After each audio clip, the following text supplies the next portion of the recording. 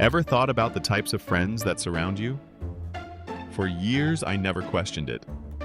I assumed that if someone called me a friend, that was enough. But over time, I started to notice patterns. Some friends lifted me up when I was drowning, while others quietly chipped away at my self-worth.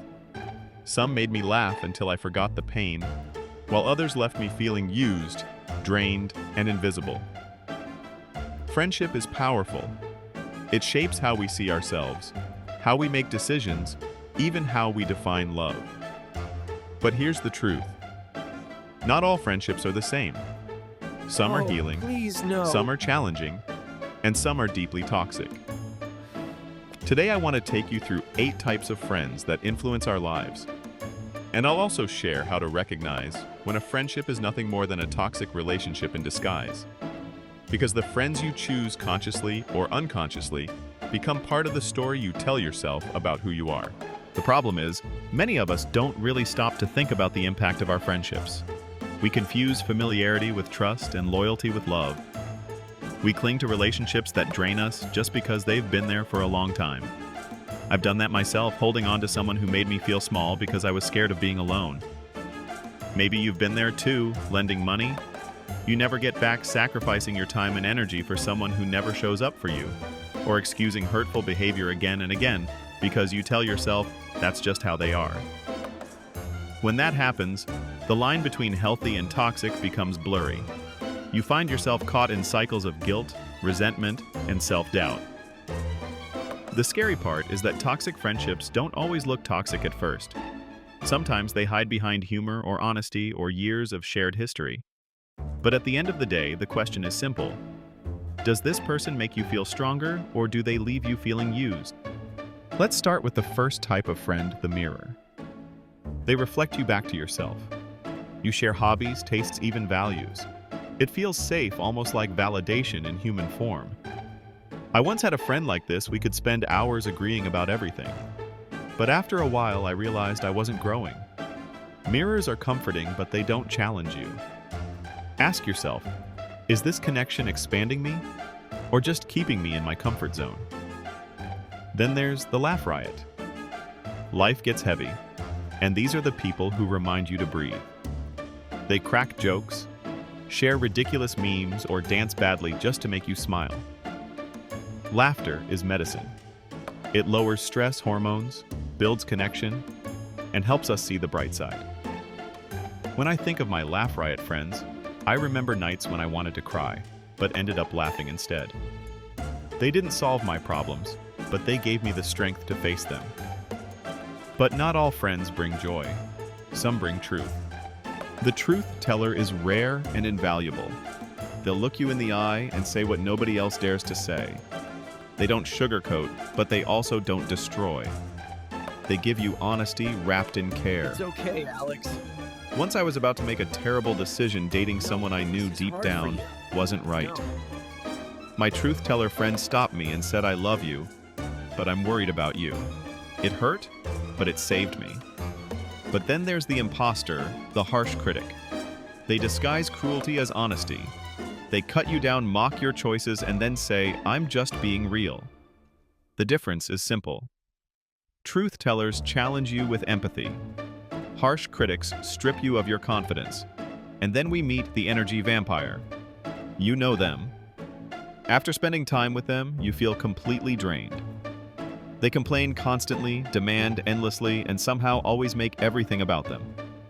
Psychology calls this emotional contagion. Their negativity infects your mood until you can't recognize yourself. I had a friend like this, and I remember walking away from our conversations feeling like I'd run a marathon, even though I hadn't moved. If you often ask yourself, am I a friend or just a fuel tank? That's your answer. Not all disruptors are toxic.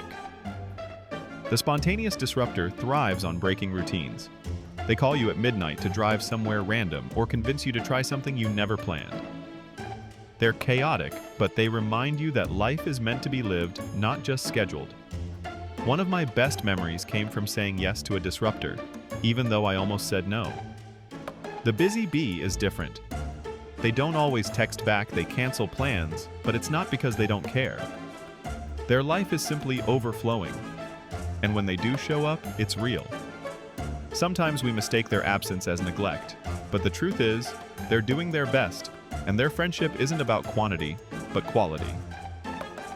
Finally, the casual friend. They're the ones you laugh with at a party, the coworker who always has memes, or the neighbor you chat with while taking out the trash. They might never dive deep into your soul, but they add color to your life. And that's okay. Not every friendship needs to be profound. But here's where I need to pause and get real. Some friendships aren't just neutral or casual, they're toxic. And in my own journey, I've learned 5 clear signs of toxicity. First, you feel like you can't do anything right. Second, everything is always about them, never about you. Third, even the good moments don't feel good anymore. Fourth, you don't feel safe being yourself. And fifth, you're not allowed to grow or change. If even one of these sounds familiar, you need to ask yourself, is this relationship nourishing me or destroying me? So what do we do if we realize a friendship is toxic? Psychology and clinical experience point to 5 steps. Step 1. Review the past honestly. Does this person energize you or leave you drained? Step 2. Face the present. Ask yourself what you're really getting from this relationship, because even toxic bonds have hidden payoffs like comfort or familiarity. Step 3. Fill the hole. Ending a toxic tie leaves a gap, so fill it with healthy activities. Exercise, journaling, meditation, or reconnecting with hobbies you love. Step 4. Surround yourself with positive people. Toxicity is contagious, but so is healing. And step 5, replace past negatives with a bright future. Forgive yourself for the role you played, and remind yourself that you deserve relationships rooted in respect and care. So here's what I've learned. Not all friends are meant to stay forever. Some arrive to mirror you, some to make you laugh, some to tell you hard truths, and yes, some to remind you of what you will no longer accept. The question isn't just, what kind of friends do I have, but also, what kind of friend am I choosing to be?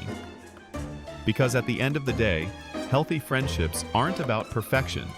They're about balance, honesty, and energy that flows both ways. If this message resonated with you, I want you to pause and reflect. Which type of friend do you see most in your life right now? And have you recognized any signs of toxicity you're ready to let go of? Share your thoughts in the comments. I'd love to hear your story. And if you found value in this video, don't forget to like, subscribe, and turn on the notification bell. Together we can build connections that don't just fill our time, but nourish our souls.